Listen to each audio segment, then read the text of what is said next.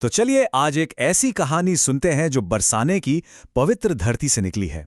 ये कहानी है गुलाब खां की, एक ऐसे पिता की जिसका अपनी बेटी के लिए प्यार भक्ति का एक नया इतिहास लिख गया। सोचिए जरा, क्या एक पिता का अपनी बेटी के लिए जो गहरा लगाव है वो भगवान तक पहुंचने का रास्ता बन सकता है? इसी सवाल के साथ चलिए इस असाधारण कहानी की गहराइयों में उतरते हैं। तो हमारी कहानी की शुरुआत होती है बरसाना से, जहां एक बहुत ही साधारण संगीतकार रहते थे जिनकी पूरी दुनिया उनकी बेटी के आसपास ही घूमती थी। ये है गुलाब खां। जैसा कि नाम से लगता है, वो एक हिंदू परिवार में पैदा नहीं हुए थे, लेकिन उनका दिल, उनकी आत्मा, सब कुछ बरसाना की उस पावन धरती और श्री जी के मंदिर में बसा हुआ था। उनकी जिंदगी बहुत ही सरल थी, लेकिन प्यार से भरी हुई थी। वो श्री जी मंदिर में एक माहिर सारंगी वादक थे और उनकी पूरी की पूरी दुनिया थी बस उनकी एक इकलौती बेटी। और देखिए, बरसाना की परंपरा का सम्मान करते हुए उन्होंने बड़े प्यार से उसका नाम रखा था राधा। और ये उनका रोज का सिलसिला था, एक खूबसूरत सिलसिला।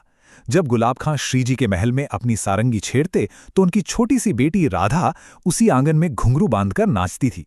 सोचकर देखिए, एक पिता के लिए इससे बड़ा सुख और क्या हो सकता है। लेकिन कहते हैं ना, वक्त हमेशा एक सा नहीं रहता।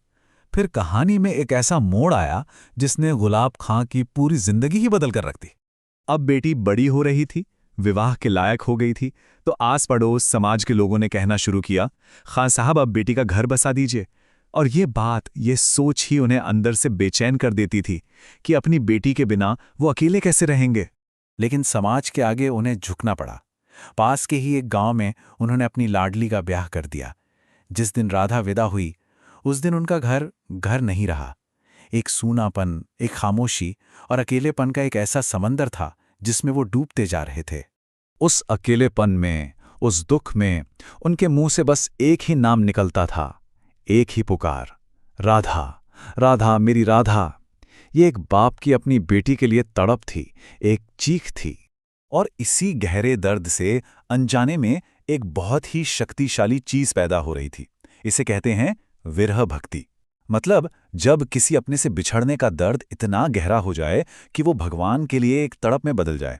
गुलाब खां को तो इसका कोई ज्ञान नहीं था, लेकिन उनकी बेटी के लिए उनका विरह, उनकी तड़प अनजाने में ही भक्ति का सबसे ऊंचा रास्ता बन गया था।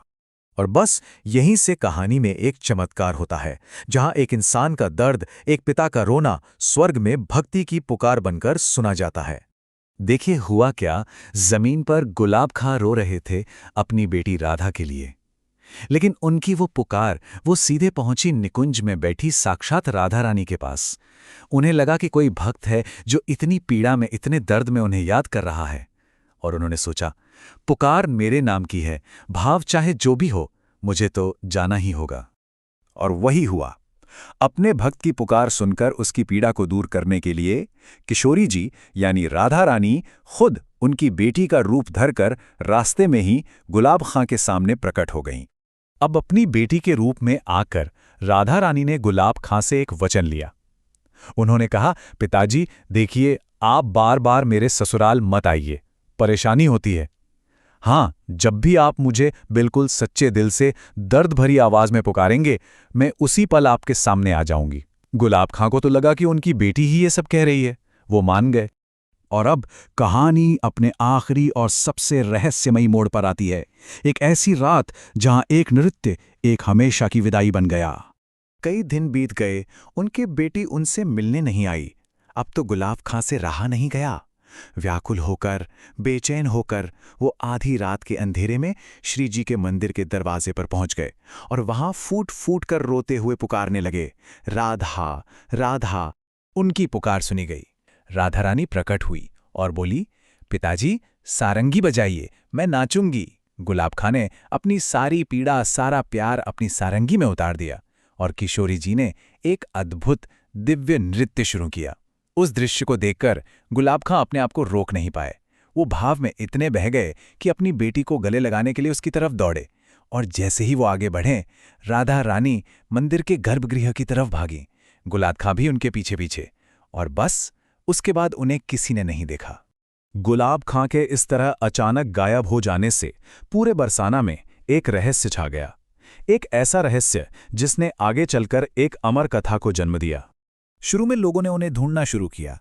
एक हफ्ता बीता, फिर एक महीना, कोई सुराग नहीं मिला। उनकी बेटी से पूछा गया तो उसने कहा कि वो तो कभी उसके पास पहुंचे ही नहीं। धीरे धीरे लोगों ने मान लिया कि शायद दुख के कारण उनका देहांत हो गया। लगभग 6 महीने बीत गए। लोग उन्हें भूलने लगे थे कि तभी उस रात से पर्दा उठा। 6 महीने बाद अचानक एक रात मंदिर के पुजारी को जंगल से गुलाब खां की सारंगी की आवाज सुनाई दी। जब वो वहां गए तो गुलाब खां ने उन्हें बताया कि उस रात क्या हुआ था। उन्होंने कहा, मैं मरा नहीं हूं, मैं तो आबाद हो गया। किशोरी जी मुझे अपने साथ अपने दिव्य धाम निकुंज में ले आई हैं। निकुंज में उन्हें एक नई पहचान मिली, एक नया नाम गुलाब सखी और एक नई दिव्य सेवा।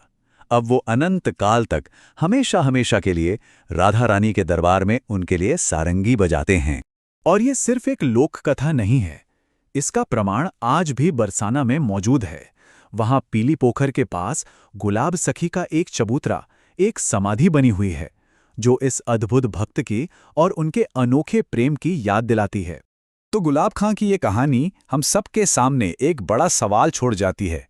जो हमारा इंसानी प्यार है, जो सबसे गहरा रिश्ता है, और जो ईश्वर के लिए भक्ति है, क्या ये दो अलग-अलग चीजें हैं या फिर एक ही मंजिल तक पहुंचने के बस दो अलग-अलग नाम?